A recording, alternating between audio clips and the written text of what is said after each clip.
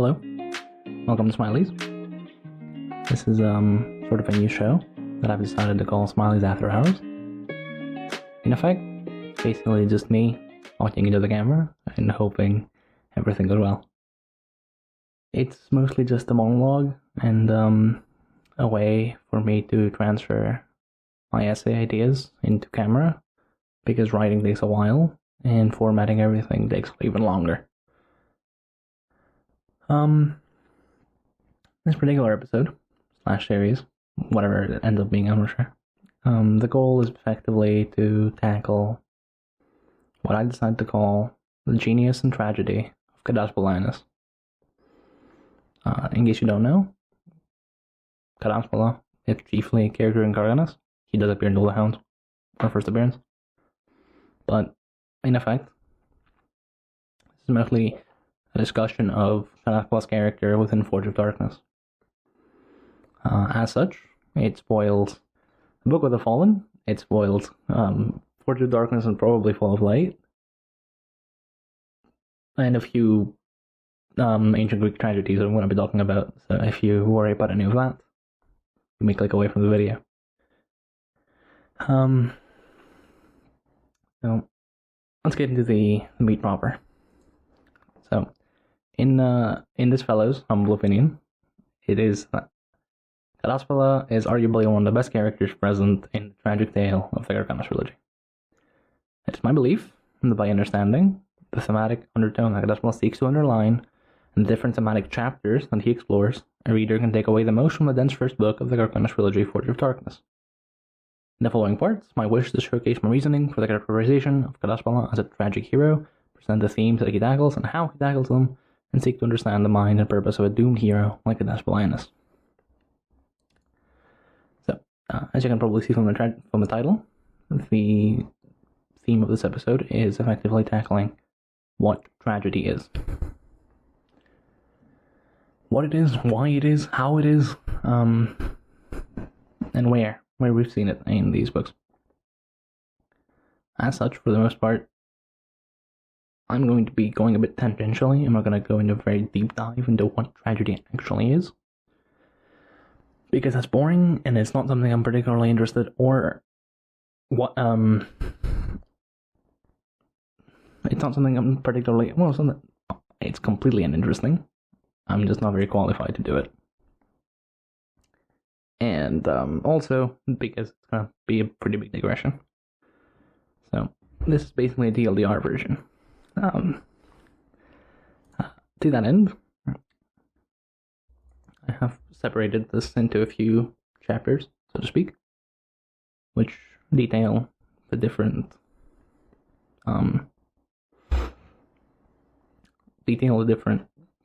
themes and chapters that I want to tackle.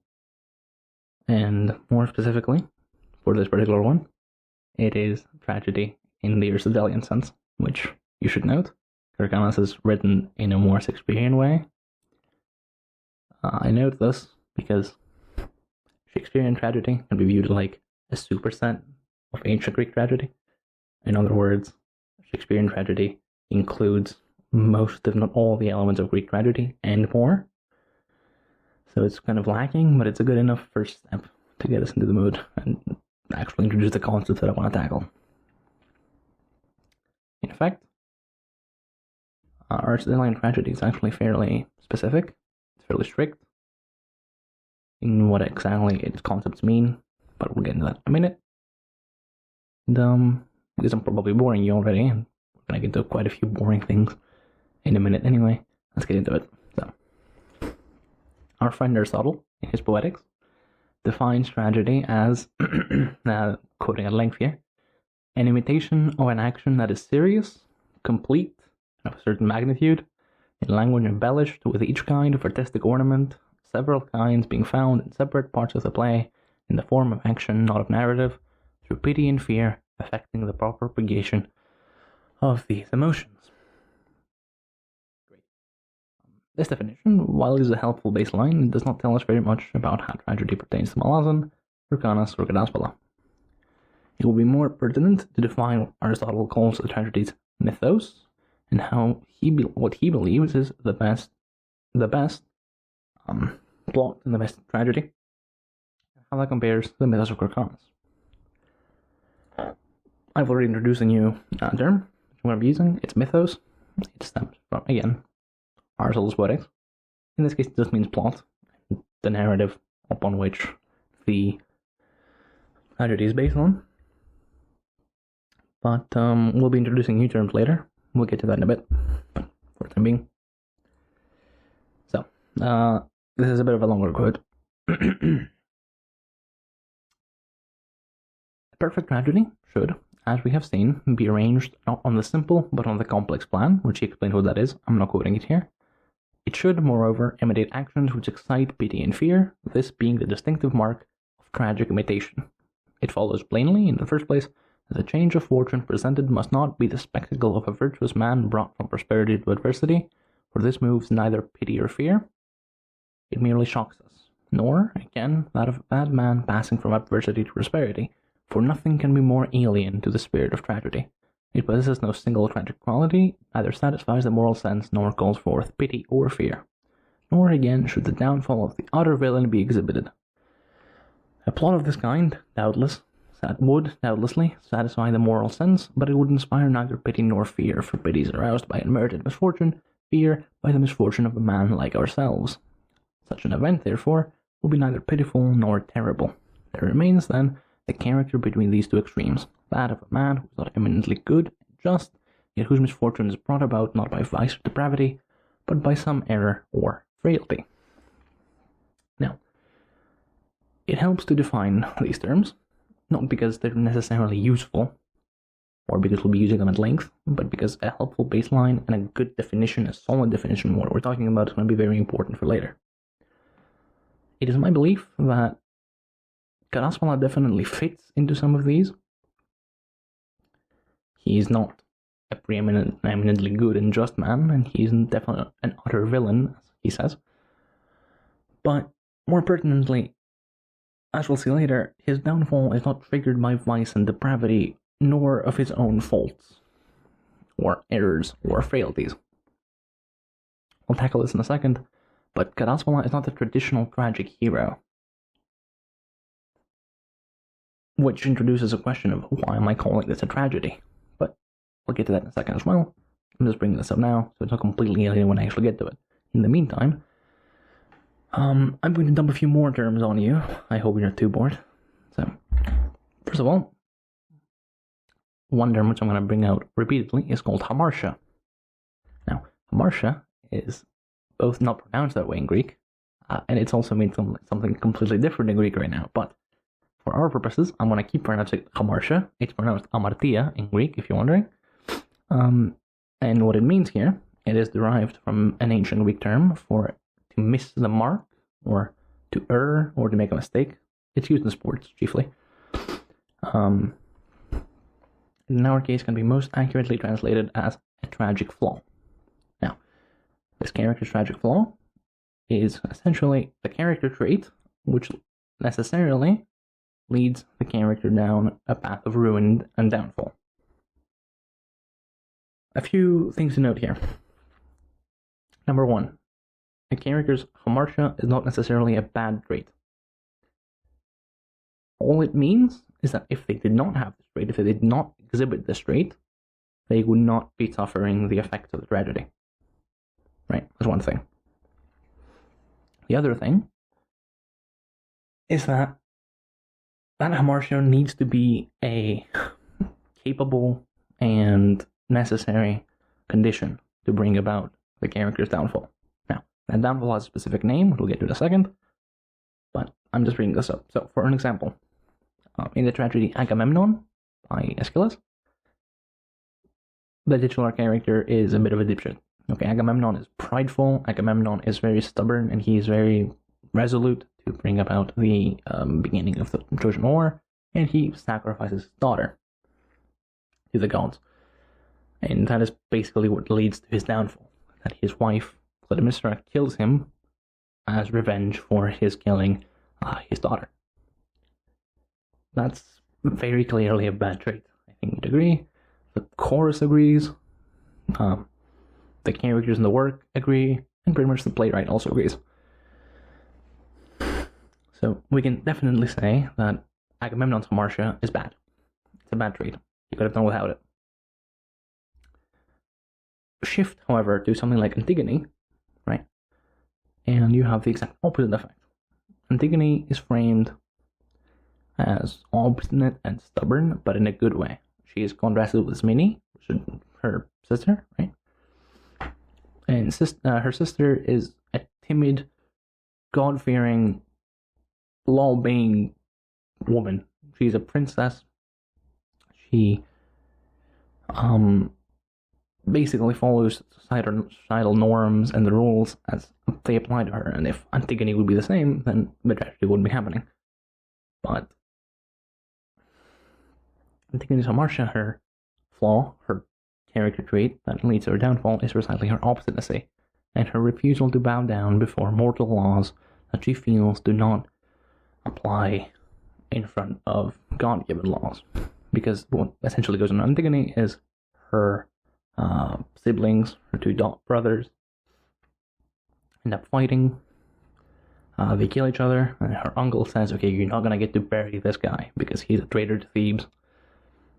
And Antigone violates this ruling, law, and she is indeed punished. She brings about a defense of these mortal laws should not apply to me because what I am doing is something greater than that. This is an affront to the gods, and again, the playwright agrees. But despite this fact, it is a good trait to have. It does lead to her inevitable downfall, and so it's considered her hamartia. There's also the reading of Antigone as having Creon as a tragic hero, but we're not going to deal with that now. We're going to deal with that a bit later. Moreover, we have what I've been calling the downfall so far is actually quite straightly defined. It's called the peripeteia, which is again not pronounced that way, which is translated usually as reversal or change of fortune. In effect, it denotes the turning point of the tragedy, the moment in the play in which the character in question understands that they're fucked, that they're boned, that something is bad, something bad's about to happen to them, which is often preceded by this recognition of the fact they're boned, which is called anagnorisis. Again, not how to pronounce it. Which literally translates to recognition. It is the moment in the play in which the character recognizes their fate, or the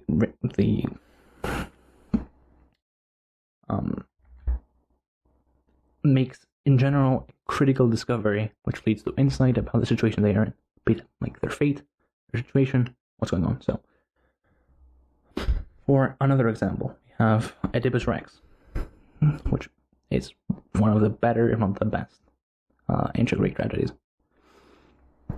The super quick TLDR version of Oedipus is some guy gets a prophecy that he's going to kill his dad and mom, so he leaves, goes back to his actual dad and mom, which are in Thebes.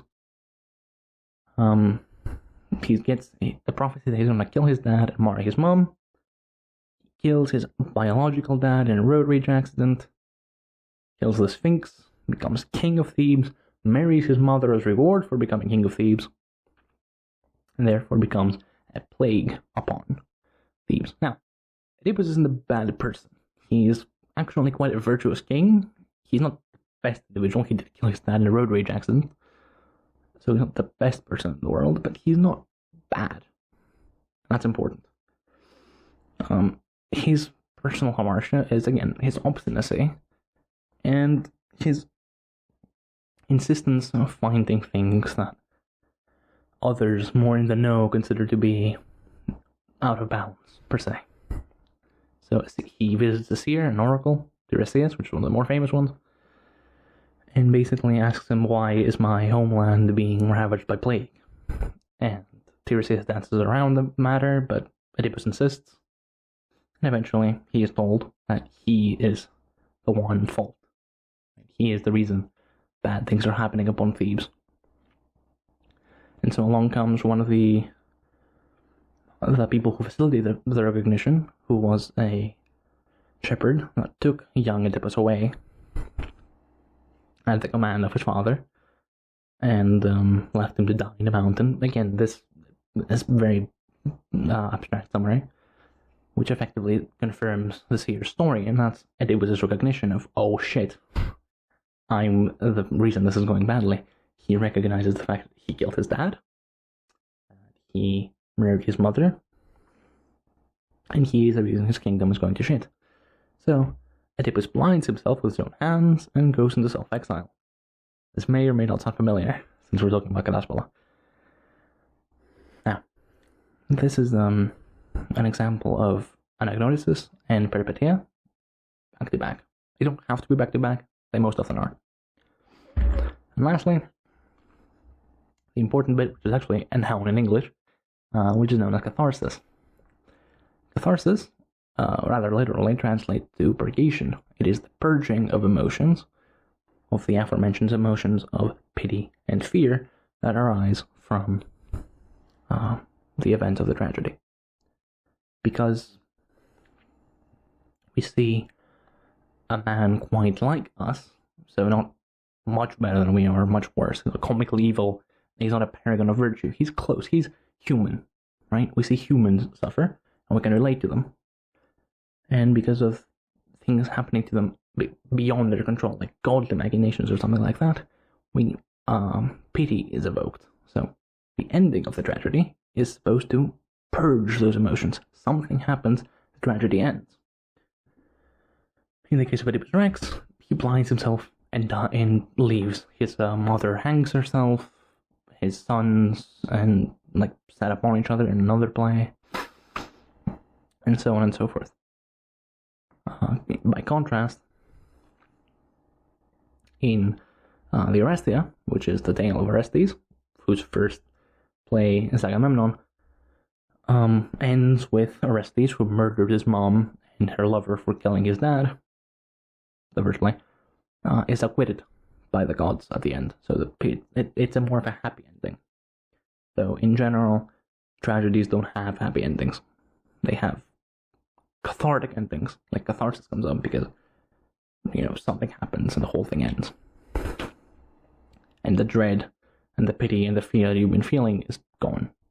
It doesn't necessarily end in a happy ending though, and this is important because according to Aristotle, the best tragedies end in a purgation of emotions without necessarily having happy feelings at the end.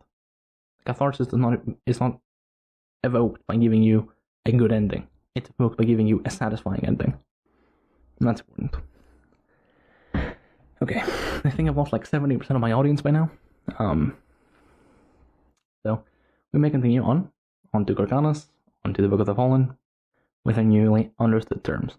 So, to reiterate, Aristotle claims the perfect tragedy arises from the reversal of fortune of a tragic hero based on a certain tragic flaw. External factors that are not in the character's tragic flaw are not necessarily tragedy in the Aristotelian sense. Okay? Great. So, before we move on to Kadaspala, I would like to bring up a few examples of tragedy in the Book of the Fallen. Okay? So, tragedy, as we just said, is a term that's been loosely thrown around quite often with regards to plots in general, but more specifically in the Book of the Fallen. However, given our newly understood terms of Aristotelian tragedy, we can critically approach those plots and see for ourselves whether or not they truly do fit the moniker of tragedy, according to Aristotle. Because, again, different definitions would be different, but I'm just bringing up this specific definition as a lens through which to view things through. So, when I say tragedy in the Book of the Fallen, I'm fairly sure quite a few plot lines come to mind, so I'll give you something to think about it.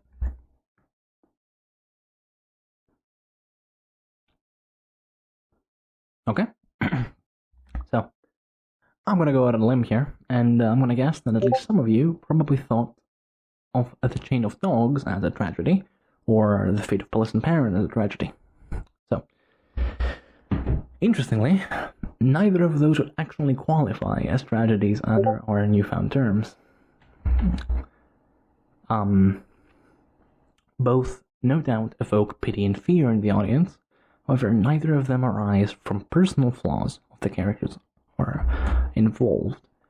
Felicin isn't at fault here. It's not something Felicin does, and so she's at fault for the tragedy. She's placed in these situations by external factors, and external factors decide her fate. She's not actively trying to avoid her fate. That would be... So, to reframe this, say, Felicin knows that her life has been created for parents, for Garnos' life, and she tries to avoid that by, say, sending Devor to the mine instead, which would be wild, but stay with me here. And then we have Devor coming back and unbeknownst to her killing Felicin. That would be a tragedy in the Aristotelian sense, because no one can escape their fate. This, of Felicin is killed by Devor, is tragic, but it's not tragedy in the Aristotelian sense, because there's no hamartia for either of these characters that would be a necessary and ideal condition for the tragedy to occur.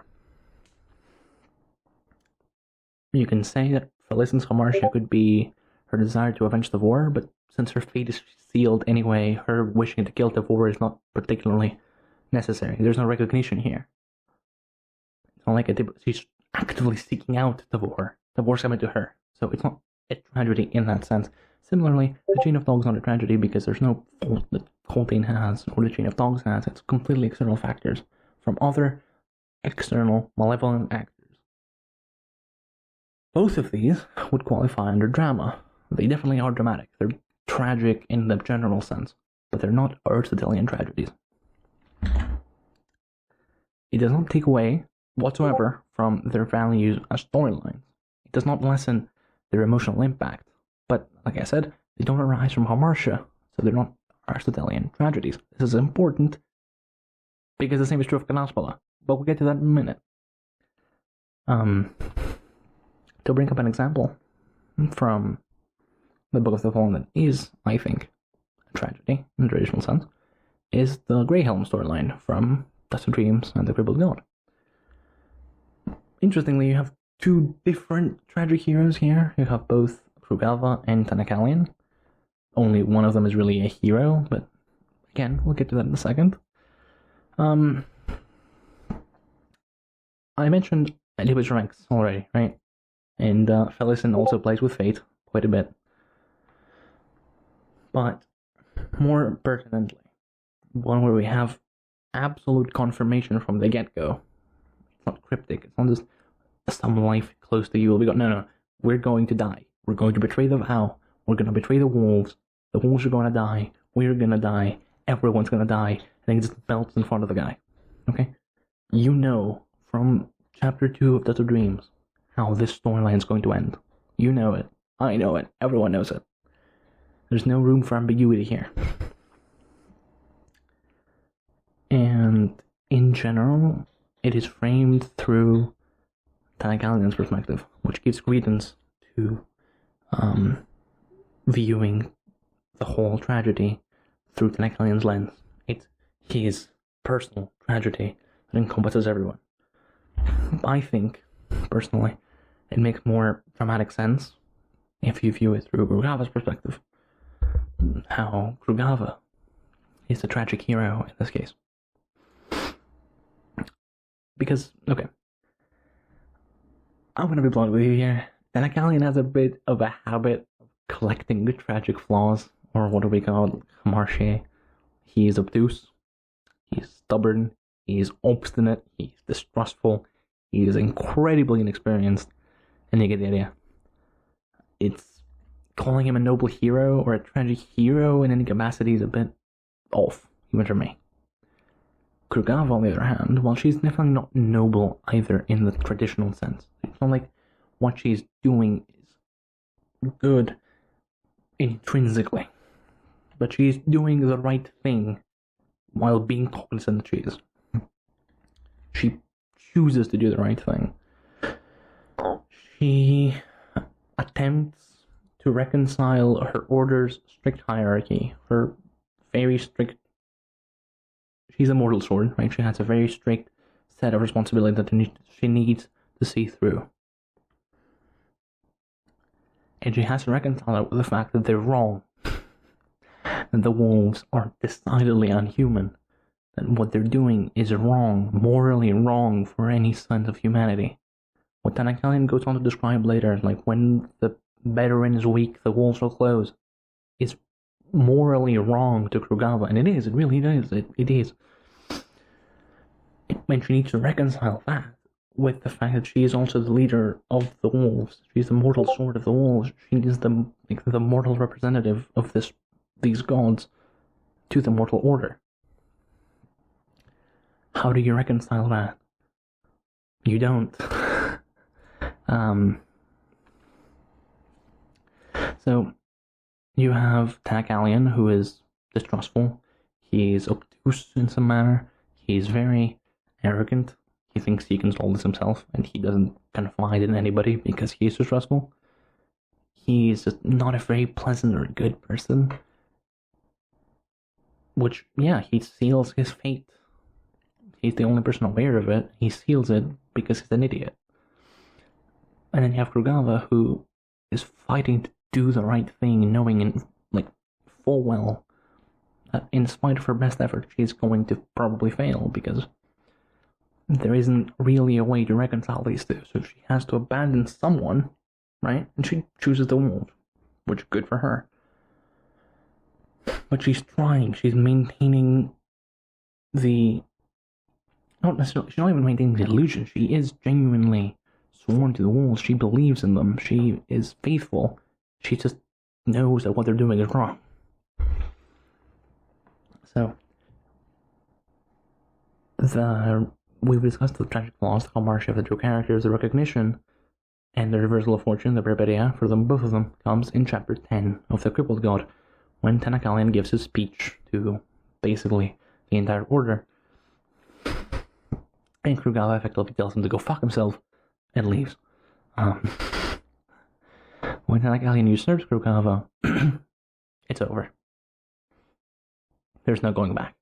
Because Kurogava then leaves and goes to join the Bulkando, and she has to go back and get her order back, and in the meantime Tanakalian just, after they have sent a commander to the Forkle, which was then taken, go back and you see that, Tanakalian's going to do the same thing.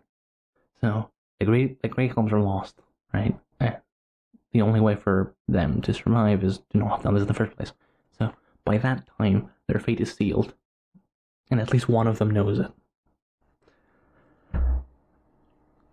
And I think the tragedy is intensified by the fact that at least Tanakalian knows it and refuses to acknowledge it, and Kurogava doesn't, but she can see the writing on the wall. So, it's difficult to think of any other ones that pop up in the traditional sense, because, as I said, the Aristotelian sense of tragedy is actually a fairly strict definition. And this brings us to the more pertinent part of our video, which is precisely how this relates to Kadaspala Enes whatsoever. And in short, as I've already hinted at and said a few times, Kadaspala is not a tragic hero in the traditional sense. He does not fit the definition that I've set forth. He is not. His reversal of fortune does not come about by the fact that his reversal of fortune does not come about because of his tragic flaw. We'll get to that in a second. He's not a tragic hero narratively. He does not fit the tragic hero of the Kharkanas mythos. But we'll get to that in a minute. That my insinuation of this is that Kadaspala is what I will call from here on, which is something I'm defining, is a thematic doomed hero. He's a thematic tragic hero. What that is, we'll see now. So, unlike the Book of the Fallen, Kharkanas is very much structured as a tragedy otherwise would be. It's arguably more defined and more loose than Aristotle's strict definition of an imitation of an action, blah blah. It's very obviously influenced by Shakespeare's works, and it has more than a few tragic characters to boot. I have singled out 3 different characters to fall under the confines of tragic hero in the Aristotelian sense. As I said, none of them are Kadaspala. They are in no particular order: Lord Anamander, Batha and Lord Draconis. So, some of them are more self-explanatory than others. Now, as far as Amanda is concerned, Galan kind of presupposes us that this is not his tale because he is being manipulated and pushed from behind by many hands. Okay? In the case of Anamander, pride goeth before a fall. His flaw is he's prideful. He thinks he can fix it himself. He only knows violence. He only knows war. He knows only blood. He is a warrior. He does not listen to his betters. He is arrogant, self-confident. And when things could have been absolved, had he done otherwise, he didn't. And that's when he's fucked. Right. Like after chapter 9, chapter 13 or so of Forge of Darkness, Anamander's in a pretty bad spot. And chapter 15, because chapter 13 is Kadaspala asking, rhetorically, how are you going to answer this, first son? And chapter 15 opens, first son, take the sword in your hands. Chapter 15 is when Anamander first wields vengeance. And that's when it's over. The writing's on the wall. It's over for Anamander. There's nothing more for him to do. Everything else from there is not fated per se, but you can clearly see that he's really lacking in options from here on. And to be fair to Anamander, because we cannot be fair to our second contestant, to be fair to Anamander, he is trying to do what he thinks is the right thing. He's trying, he's doing things.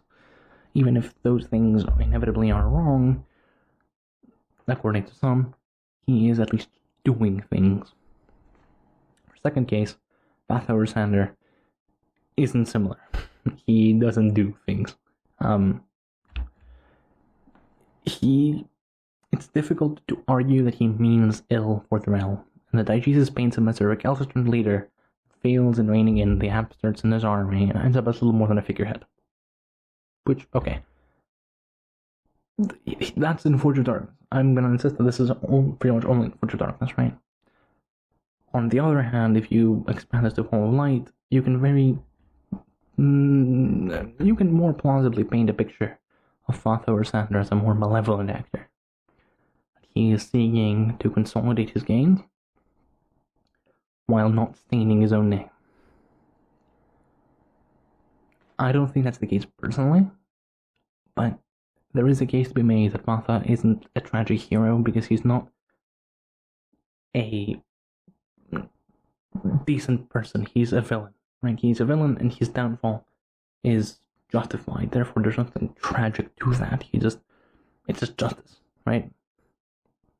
It's karmic punishment. It's like, in Greek mythology, it would be divine justice, the gods have stepped in to balance the situation.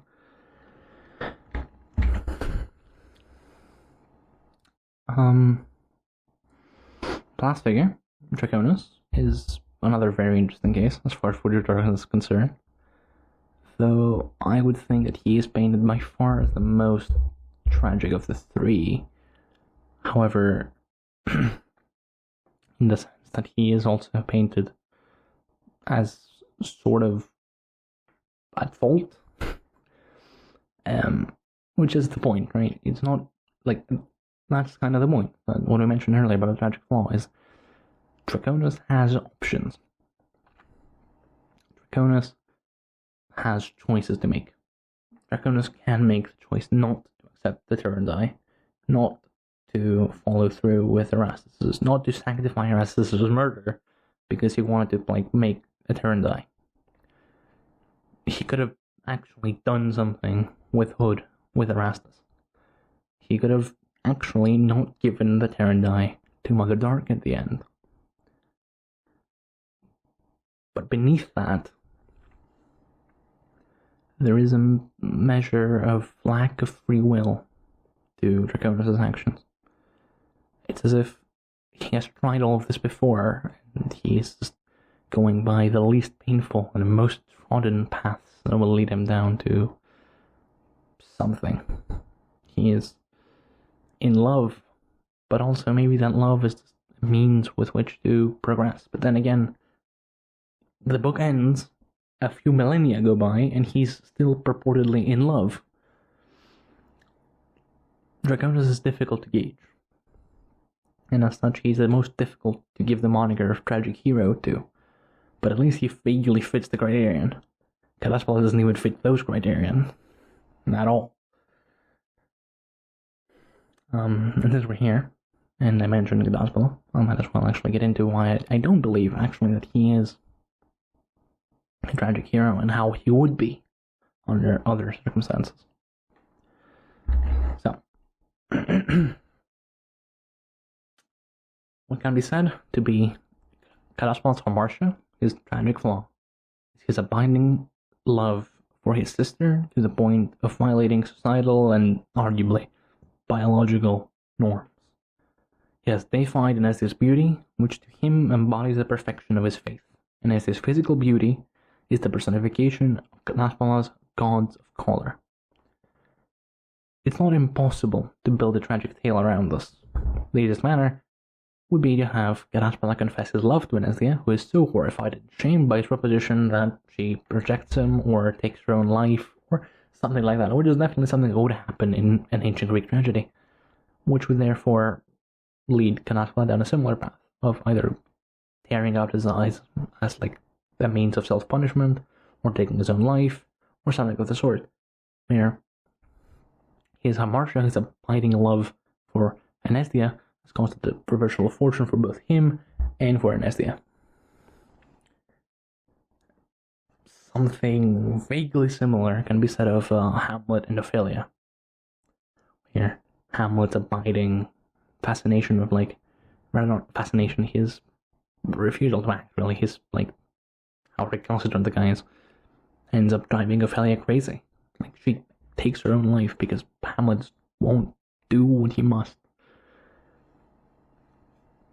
You can then reasonably paint something. You can change the tale. It's not going to be the same story, obviously, but you can paint something along those lines. Therefore, as we just said, Kadaspala is not, in fact, a tragic hero in the Aristotelian sense, because his hamartia is not a condition that causes his reversal of fortune.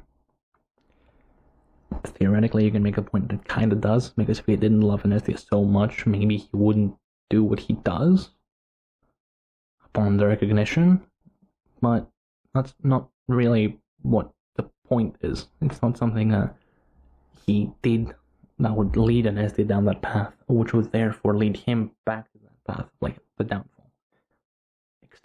Completely external factors deal with Enesia, which he has nothing to do with. Then he does his own thing. So, dramatic? Yes. Tragic? Yes. Tragic hero? No. Great. So why do I insist in calling him such? Why am I making it of it a point to mention that it's the tragedy of Kadaspala Enes that makes him work? Why am I titling this the genius and tragedy of Kadaspala Enes? What gives? I mentioned earlier that I am making the case that Kadaspala is in fact a doomed hero in a thematic sense. Because what Kadaspala does so very well, and what I really like about Kadaspala in Fortress of Darkness, is his ability to tackle thematic chapters. His ability to deal with themes of Fortress of Darkness first, flesh them out before other characters pick them up, and then flesh them out further in interesting manners. Kadaspala is often the most right or most nuanced in his respective theme, despite the fact he tackles it first, and then other characters are introduced as foils. We're gonna get a lot into this later, but for instance, Kadaspala tackles justice pretty much first. Kadaspala tackles the deniers a lot. He tackles how, solipsism and the perception of others. His Galan's basically self-insert as a lamentation to art. and how artists and poets and philosophers are heated last in times of war, how art dies. He even explores metaphysics on some level. He deals with godly powers, and he introduces folk to Mother Dark,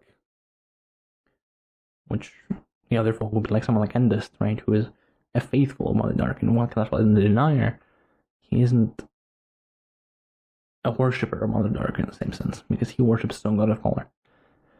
And so, effectively, Kadaspala is a tragic, doomed hero in a thematic sense, because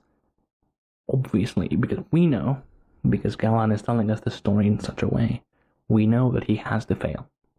We know that indeed the poet and the artist will go unheeded. We know that indeed Mother Dark will not be viewed in the way that she should be. We know that the deniers and such people will be dehumanized, or nice, but you get the idea, and degraded and pogrommed. We know all of these things before the book even begins functionally, because of Galan's framing and because of the foreknowledge from the Book of the Fallen. And having Kadaspala tackle these themes one at a time, when we know how they're going to flesh out in the rest of the book, really intensifies the tragedy of his character. So that's my thesis on why Kadaspala Enes is a tragic hero in a thematic sense, why he is one of the more genius characters that Steve has made. In the next installments, provided there will be next installments, which I do not know, we will be tackling in more depth each of his scenes in Forge of Darkness and how he tackles each of these individual themes. From Justice, Chapter 2, to the Deniers, Chapter 13 and 14, to art, and how philosophers go unheeded, and the like. So, thank you so very much for watching. I've been Lee, and this has been Smiley's After Hours. Fare you well.